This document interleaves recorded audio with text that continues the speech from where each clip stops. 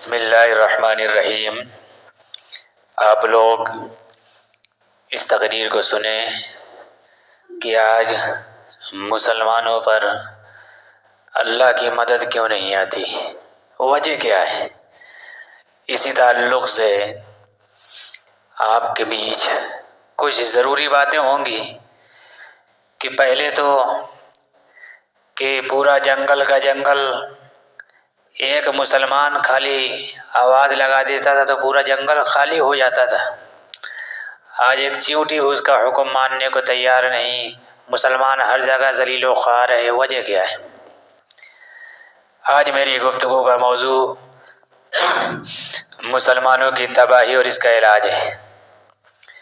اللہ نے فرمایا وَأَنْتُمُ الْأَعْلَوْنَ إِن كُنتُم مُؤْمِنِينَ کہ تم ہی سر بلند رہو گے اگر مومن بن کر رہے۔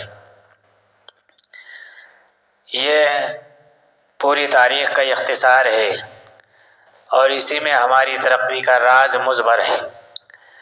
تاریخ کے سینکڑوں واقعات یہ بتانے کے لیے کافی ہیں کہ جب بھی ہمارا رشتہ اللہ سے اور اس کے دین سے مضبوط رہا تو کامیابی نے ہمارے قدم چومے، اور جب کبھی اس رشتے میں کسی قسم کی کمزوری آئی تو ہم عزت و رفعت کے آسمان سے ذلت و پستی کے غار میں جا گرے۔ تاریخ ہمارے سامنے جنگ بدر کی مثال پیش کرتی ہے کہ جنگ بدر میں جو کامیابی ہوئی وہ صرف اسی رشتے کی مضبوطی کی بنیاد پر ہوئی، ورنہ اگر کامیابی ہوتی تو کفار مکہ کو ہوتی، کیونکہ کفار مکہ تقریباً 1000 تھے، بڑے جوش و خروش کے ساتھ تھے، ان کے پاس 700 اونٹ، 200 گھوڑے، نیز سب کے پاس تلواریں اور دیگر جنگی ہتھیار موجود تھے۔ ادھر ابو جہل، عتبہ، شیبہ، ولید، حنظلہ، عبید، عاص، حارث، امیہ بن خلف، نضر بن حارث اور عبد المطلب جیسے شجاعت کے پیکر اور آزمودہ کار تھے، اور ادھر بیچارے مسلمان بے سر و سامان، کل تعداد 313، سواری کے لیے کل 2 گھوڑے اور 70 اونٹ ہیں، ایک ایک پر 3 آدمی، 4 آدمی سوار ہے، بعض پیدل ہی سفر کر رہے ہیں، کسی کے پاس نیزہ اور کمان ہے تو تلوار نہیں، کسی کے پاس تلوار ہے تو نیزہ اور کمان نہیں۔ جب مقام بدر پہنچتے ہیں تو دیکھتے کیا ہے کہ کفار مکہ بلند مقام پر خیمہ زن ہو چکے ہیں جہاں پانی کی بھی فراوانی ہے۔ بیچارے مسلمانوں کو پست اور ریتیلی زمین پر خیمہ زن ہونا پڑا، ایسی جگہ پر کہ اگر کسی کو پیاس لگے تو ایک گھونٹ پانی پینے کو نہ ملے۔ الغرض جنگ کے اندر جتنے اسباب اور جتنی چیزوں کی ضرورت پڑتی ہے وہ سب کفار مکہ کو حاصل تھی، مگر جب لڑائی شروع ہوتی ہے تو کفار مکہ گاجر اور مولی کی طرح کاٹے جاتے ہیں۔ کفار مکہ کا سب سے بڑا سردار ابو جہل 2 بچوں معاذ اور معوذ کے ذریعے مارا جاتا ہے۔ حضرت عبداللہ ابن مسعود رضی اللہ عنہ اس کے سر کو جسم سے جدا کر دیتے۔ اسلام کے نوجوانوں جانتے ہو حضرت عبداللہ بن مسعود کون ہے؟ اسی ابو جہل کے غلام ہیں۔ جانتے ہو عبداللہ بن مسعود کون ہے؟ یہ وہی ہیں جن کو مکہ کے صحن میں اسی ابو جہل نے مارتے مارتے بے ہوش کر دیا تھا۔ آج میدان جنگ کے اندر وہی عبداللہ بن مسعود رضی اللہ عنہ ابو جہل کا سر قلم کرتے ہیں۔ امیہ بن خلف ابو جہل کے بعد کفار مکہ کا سب سے بڑا سردار سمجھا جاتا تھا، لیکن وہ اپنے ساتھیوں کو اس طرح تہذیب ہوتے دیکھ کر، اس طرح قتل ہوتے دیکھ کر گھبرایا اور میدان جنگ چھوڑ کر مکہ کی طرف بھاگ پڑا۔ حضرت بلال حبشی رضی اللہ عنہ اس کے پیچھے بھاگے، قریب پہنچ گئے۔ امیہ ابن خلف گھبرا کر گھوڑے سے نیچے گر جاتا ہے، پیٹ کے بل لیٹ جاتا ہے، شور مچاتا ہے، معافی مانگتا ہے، امن چاہتا ہے، لیکن حضرت بلال حبشی رضی اللہ عنہ اس کے پیٹ پر نیچے سے تلوار چلا دیتے ہیں اور اس کو جہنم رسید کر دیتے ہیں۔ اسلام کے نوجوانوں جانتے ہو حضرت بلال حبشی کون ہے؟ اسی امیہ ابن خلف کے غلام ہیں۔ جب اسلام قبول کیا تو مکہ کے اندر امیہ ابن خلف دوپہر کے وقت سینے مبارک پر پتھر کی بھاری بھاری چٹانیں رکھ دیتا تھا۔ تاکہ یہ حرکت نہ کر سکے. رات کو زنجیروں میں باندھ کر کوڑے لگاتا اور اگلے دن ان کو گرم زمین پر لیٹا کر اور زیادہ زخمی کیا جاتا تاکہ تکلیف سے بے قابو ہو کر اسلام سے پھر جائیں یا یوں ہی تڑپ تڑپ کر مر جائیں. پیروں میں رسی باندھ کر مکہ کی گلیوں میں گھسیٹا جاتا تھا. طرح طرح کی اذیتیں اور تکالیف پہنچائی جاتی تھی، یہاں تک کہ تکالیف دینے والے تھک جاتے تھے، اکتا جاتے تھے. کبھی امیہ بن خلف کا نمبر آتا ہے تو کبھی ابو جہل کا نمبر آتا ہے تو کبھی اوروں کا نمبر آتا ہے. آج میدان جنگ کے اندر وہی غلام اپنے آقا و مالک یعنی امیہ ابن خلف کو قتل کرنے کے لیے دوڑ رہا ہے اور امیہ ابن خلف میدان جنگ چھوڑ کر بھاگ رہا ہے.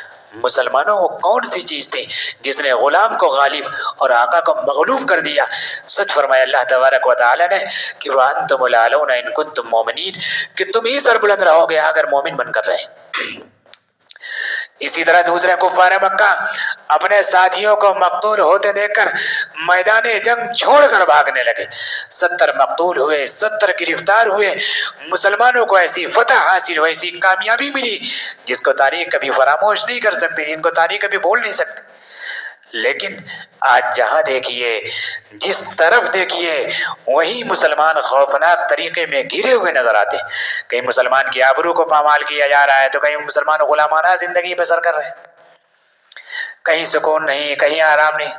حضرات، آج ہم اور آپ اندلس کو نہیں جانتے، حالانکہ یہ اندلس ایک وقت میں مسلمانوں کی سب سے بڑی طاقت اور حکومت تھی. پوری دنیا میں شان و شوکت کی شہرت تھی. وہاں تقریباً 750 سال مسلمانوں کی حکومت رہی. لیکن آج وہاں کی یہ حالت ہے کہ ایک مسلمان بھی نام لینے کو نظر نہیں آتا. مسلمانوں کے اوپر تباہی اس طرح آئی کہ نہ صرف یہ کہ مسلمانوں کو بے گھر کیا گیا بلکہ مسلمانوں کا قتل عام ہوا، عزت و آبرو کو پامال کیا گیا، ہزاروں مسلمانوں کو اپنا مذہب چھوڑنے پر مجبور کیا گیا، زندہ مسلمانوں کو آگ میں جلایا گیا، زندہ مسلمانوں کو زمین کے اندر دفن کر دیا گیا. یہی وجہ ہے کہ آج وہاں کوئی کلمہ پڑھنے والا نظر نہیں تھا. اللہ ہم سب کی اس برے دنوں سے حفاظت فرمائے، آمین. اسی طرح ملک برما بھی مسلمانوں کو بے گھر کیا گیا، مسلمانوں کو قتل عام ہوا، عزت و آبرو کو پامال کیا گیا، ہزاروں نوجوانوں کو قتل کر دیا گیا، بے شمار عورتوں کو شہید کر دیا گیا، معصوم بچوں کو ان کی ماں کے گوشت سے جدا کر دیا گیا، علماء کرام کو سخت سے سخت سزائیں دی گئی، جبکہ ملک برما میں مسلمانوں کی ایک بہت بڑی تعداد موجود تھی. میرے بزرگوں، آپ دور نہ جائیں، خود اپنے ملک کو دیکھ لیجئے کہ آج ہمارے ساتھ کیا نہیں کیا جا رہا ہے. کون سے ایسے مظالم ہیں جن کو ہم برداشت نہیں کر رہے ہیں، حالانکہ اسی ملک کے اندر ہماری حکومت رہی ہے. اور آج ہماری یہ حالت ہے کہ آج ہم اطمینان و سکون کے ساتھ زندگی نہیں گزار سکتے. کہیں ہمارے قتل کی تدبیریں سوچی جاتی ہیں تو کہیں ہمیں ملک سے نکالنے کے لیے منصوبے بنائے جاتے ہیں تو کہیں ہمیں غیر ملکی کہہ کر بدنام کیا جاتا ہے. مسلمانوں، آج کیوں ہماری حالت ایسی ہو گئی؟ کسی شاعر نے کہا خوب کہا ہے کہ سوئی ہوئی قومیں جاگ اٹھی، بیدار مسلمان سوتا ہے، گہوار ہے قلب مومن میں اب جذب ایمان سوتا ہے. اے امت مسلمہ کے دھڑکتے دلوں، آج پوری دنیا ہمارے لیے وحشت و بربریت کی امان جگہ بنی ہوئی ہے. حالانکہ ایک زمانہ تھا کہ ہمیں دنیا کی ہر چیز سونپی گئی تھی، ہم جس طرف قدم بڑھاتے بڑھتے اور پھیلتے ہی چلے جاتے تھے. باطل کی کوئی قوت و طاقت ہماری راہ میں حائل نہیں ہو سکتی تھی. علامہ اقبال نے کیا ہی خوب کہا ہے کہ مغرب کی وادیوں میں گونجی اذاں ہماری، تھمتا نہ تھا کسی سے سیل رواں ہمارا. اسلام کے پاسبانوں، اسلام نے ہمیں بہت بڑا مقام عطا فرمایا ہے، مگر افسوس کہ ہم نے اس کی قدر نہ کی. ہم اپنے اصل مقام سے ہٹ گئے. مسلمانوں سمجھو اور ہوشیار ہو جاؤ، ورنہ لاپرواہی اور بے توجہی کا عالم رہا تو یاد رکھیے ایک وقت ایسا آئے گا کہ ہماری بعظمت سربلند تاریخ تمام تاریخوں کے سامنے نیچی نظر آئے گی. آج ہمیں سمجھنا چاہیے اور غور و فکر کرنی چاہیے کہ ہماری طرف تباہی و بربادی کے ہاتھ کیوں بڑھ رہے ہیں، جور و زفا ظلم ستم کے پہاڑ کیوں توڑے جا رہے ہیں، شکنجوں میں دبانے کی کوشش کیوں کی جا رہی ہے، آخر ان کی وجہ کیا ہے اور ایسا کیوں ہو رہا ہے. مسلمانوں خوب سمجھ لو، اگر اس کا جواب ہو سکتا ہے تو یہی ہو سکتا ہے کہ آج ہم مسلمان نہ رہے. آج ہم اپنے مسلمان ہونے کا جھوٹا دعویٰ کرتے ہیں، قوانین دین اسلام سے منہ موڑ کر اور اسلام کے اصولوں کو توڑ کر پھر ہم اپنے آپ کو مسلمان پیش کرتے ہیں۔ مسلمانوں حقیقت یہ ہے کہ ہم نے اللہ کی شریعت سے روگردانی کر لی، حضور اقدس صلی اللہ علیہ وسلم کے طریقے کو چھوڑ دیا، نماز ہم نہیں پڑھتے، روزہ ہم نہیں رکھتے، قارون کی طرح مال اکٹھا کر کے ہم رکھتے ہیں، زکوٰۃ ہم نہیں دیتے، حرام ہم کھاتے ہیں، سود ہم لیتے ہیں، قمار بازی جوئے بازی ہمارا شیوا ہے، شراب نوشی ہم کرتے ہیں، ناچ گانا بجانا ہمارا مشغلہ ہے، اتحاد و اتفاق بھائی چارے کی ہم میں نہیں، اخوت خودداری سے ہم دور ہیں۔